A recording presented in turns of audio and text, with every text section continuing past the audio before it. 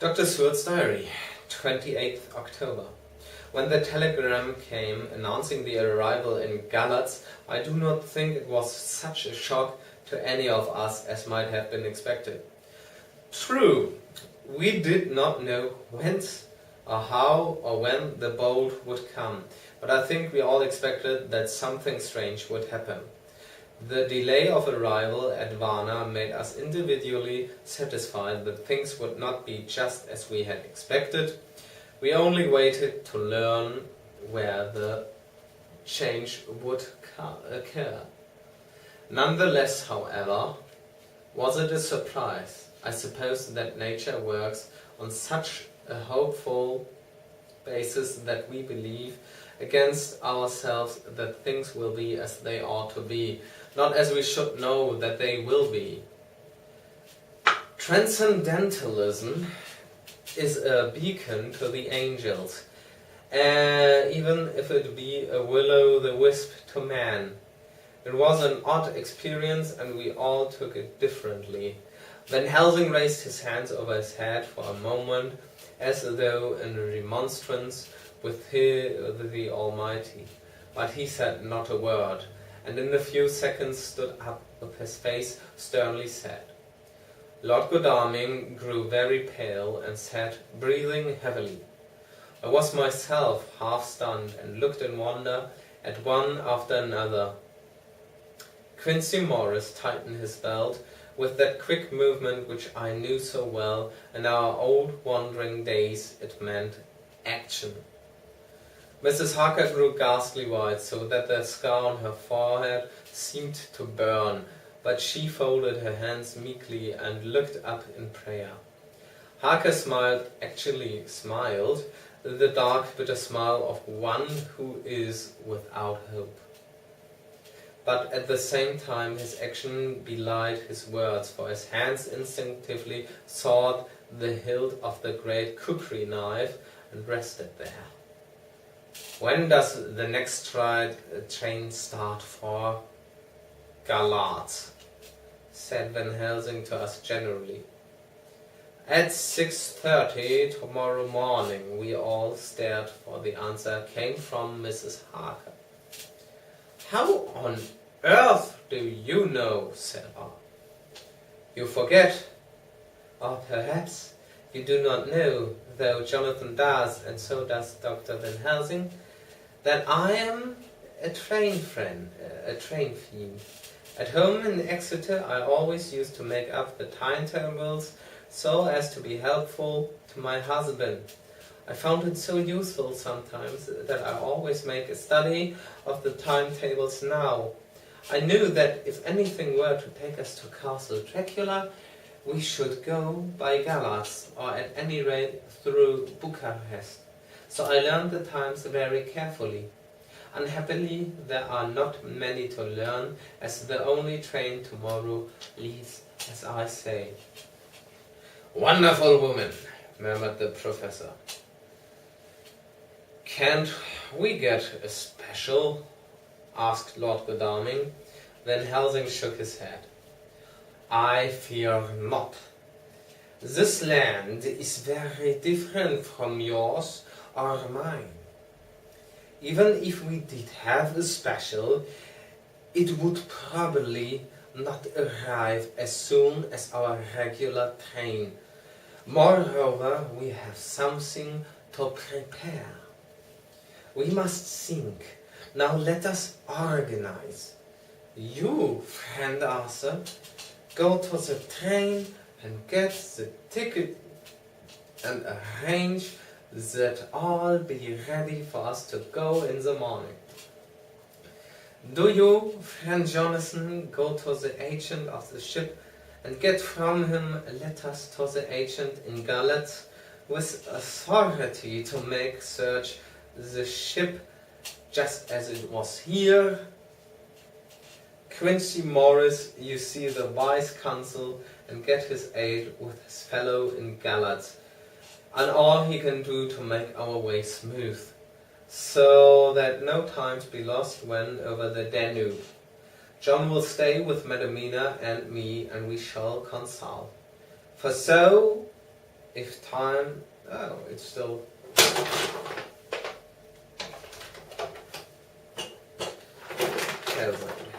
For so, if time be long, you may be delayed, and it will not matter when the sun sets, since I'm here with Madam to make report.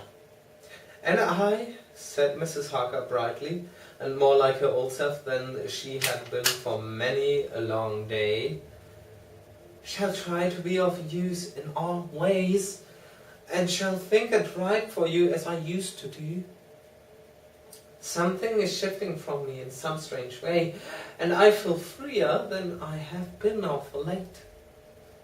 The three younger men looked happier at the moment as they seemed to realize the significance of her words.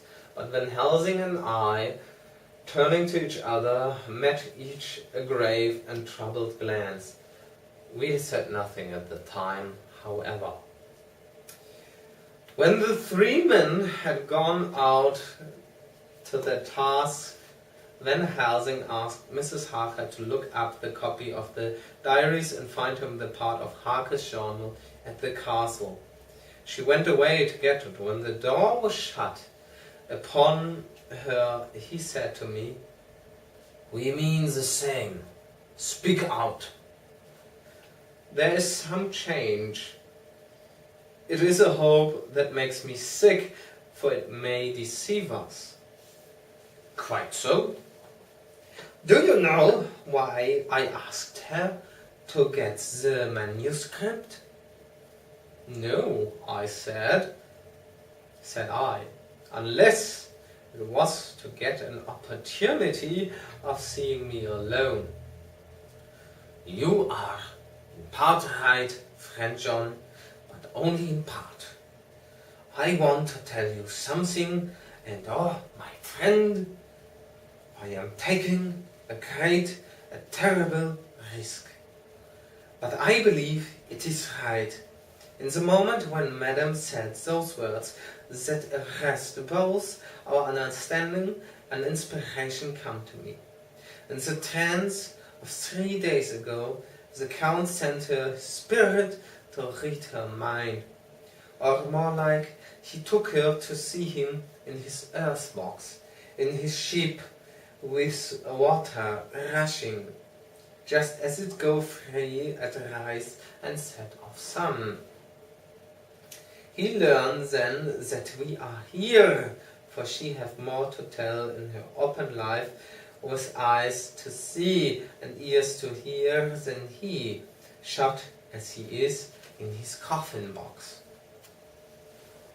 Now he make his most effort to escape us.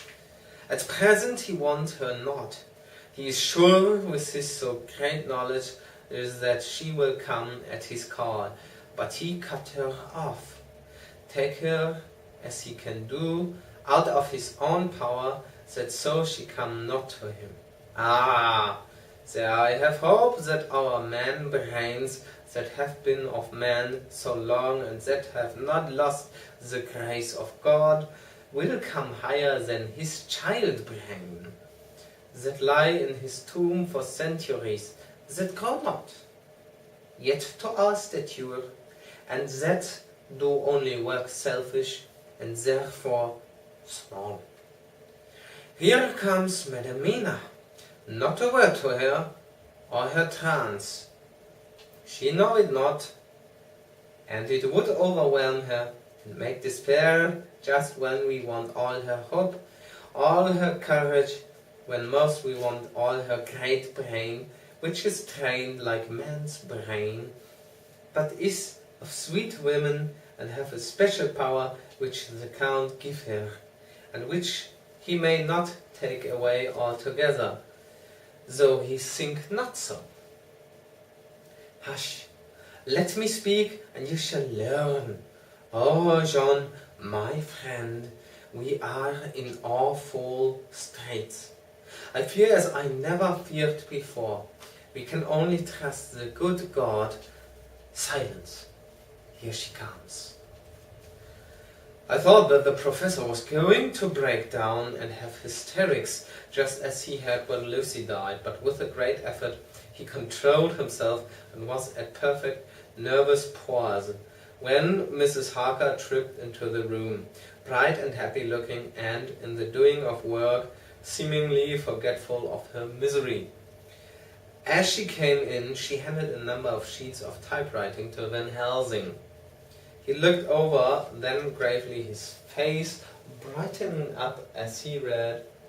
Then, holding the pages between his finger and thumb, he said, "I thought that the professor, Friend John, to you with so much of experience already, and you too, dear Madam Mina, that are young, here is a lesson.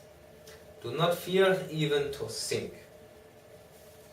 A half-thought has been buzzing often in my brain, but I fear to let him lose his wings. Here now, with more knowledge, I go back to where that half-thought come from.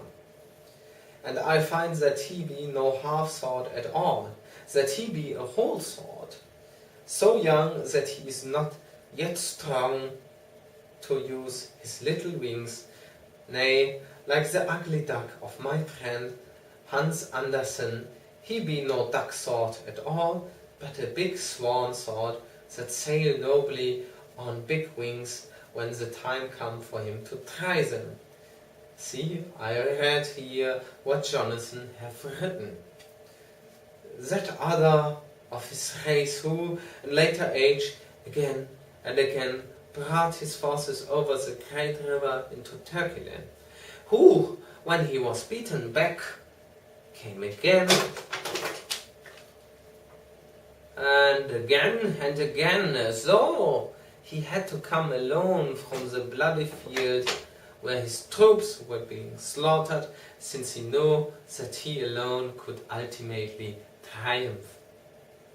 What does this tell us? Not much, no. The Count's child thought see nothing, therefore he speaks so free. Your man thought see nothing, my man thought see nothing, till just now.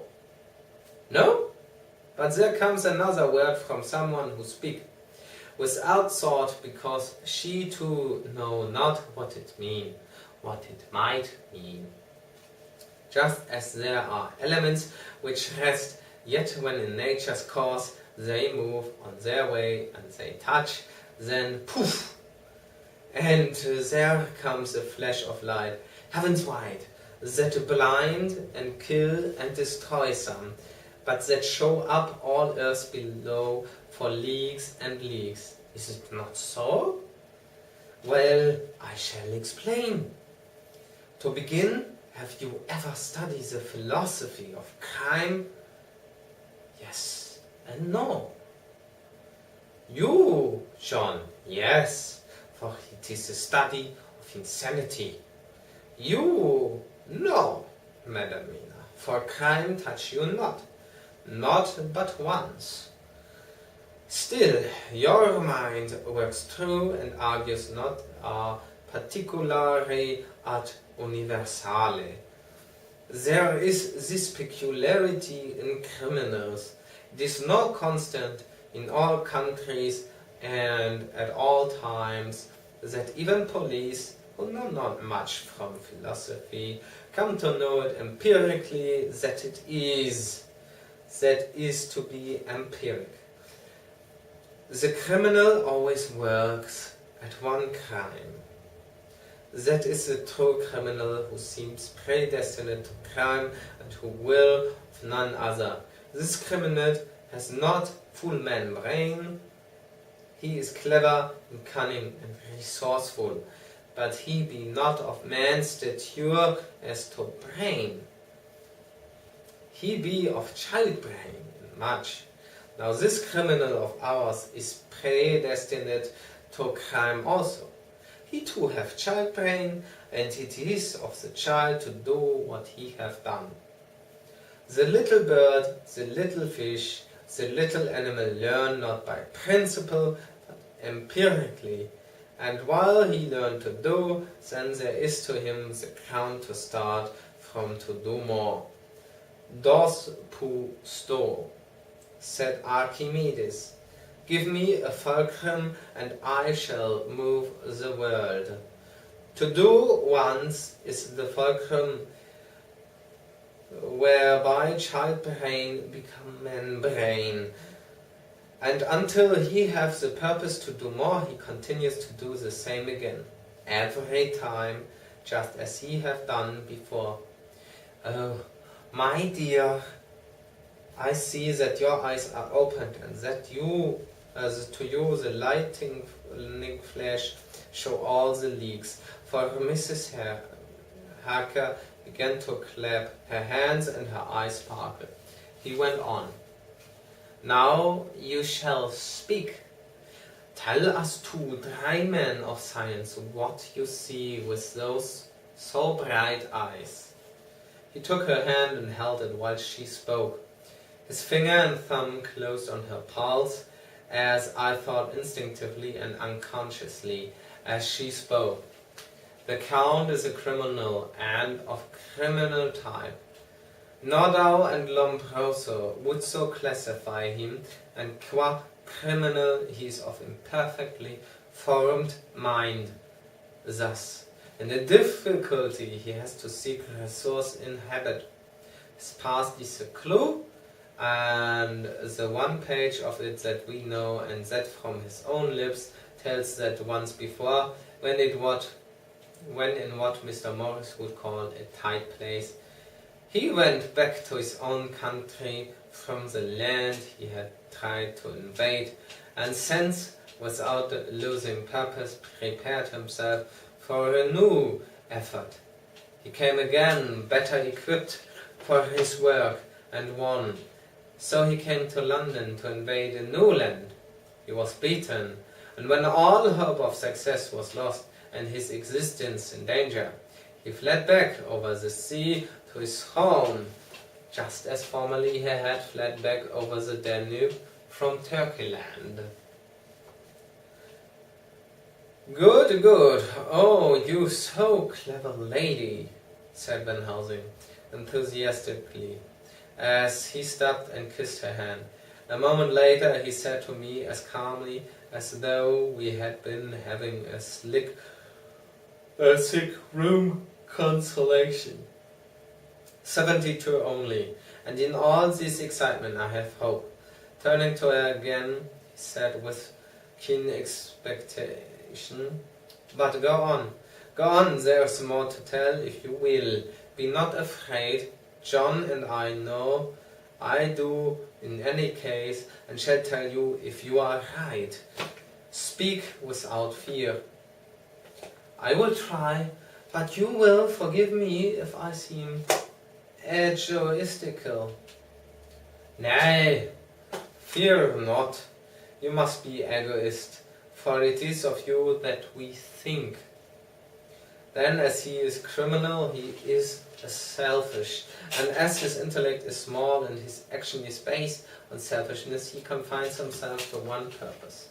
The purpose is remorseless, as he fled back over the Danube, leaving his forces to be cut to pieces, so now he is intent on being safe, careless of all. So his own selfishness frees my soul somewhat of the terrible power which he acquired over me on that dreadful night. I felt it. Oh, I felt it. Thank God for his great mercy. My soul is freer than it has been since that awful hour, and all that haunts me is fear lest in some trance or dream he may have, and you have used my knowledge for his ends. The professor stood up. He has so used your mind, and by it he has left us here in Varna, whilst the ship that carried him rushed through, enveloping for up to Galatz, where doubtless he had made preparation for escaping from us. But his child's mind only saw so far, and it may be that, as ever in God's providence, the very thing that the evil doer most reckoned on for his health in his own snare, as the great psalmist says. For now that he is free from every trace of him, then his selfish child brain will whisper him to sleep. He think too far that as he cut himself off from dying, from knowing your mind, and passing out. Yay! Oh.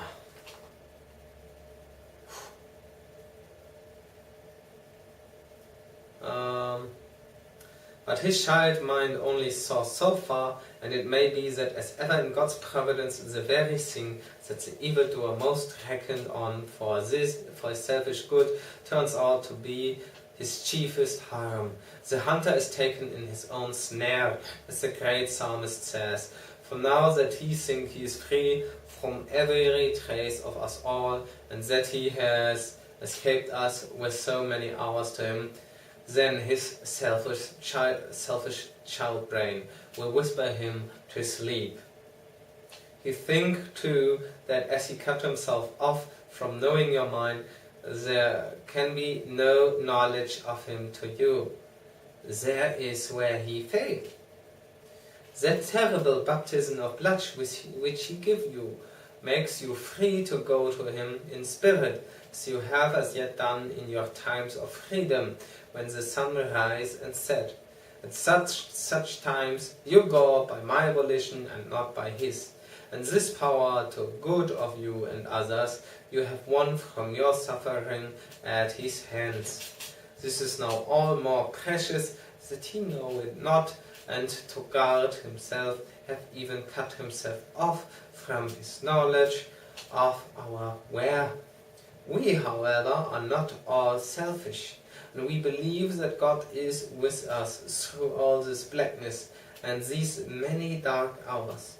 We shall follow him, and we shall not flinch, even if we peril ourselves that we become like him. Friend John, this has been a great hour, and it hath done much to advance us on our way. You must be scribe and write him all down, so that when the others return from their work you can give it to them, then they shall know as we do. And so I have written it whilst we wait their return, and Mrs. Harker has written with her typewriter all since she brought the MS to us. And this is the end of chapter 26. 26? No, 25, isn't it? Yeah, 25. We are very close to the end, so I hope you enjoyed this part, plus my passing out for a second there because of the heat.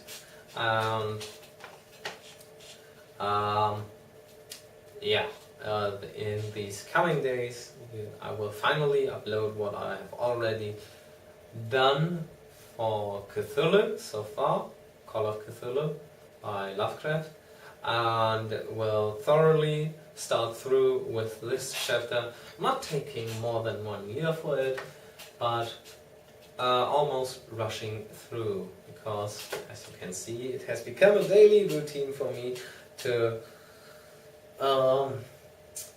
come up with more content to create this community.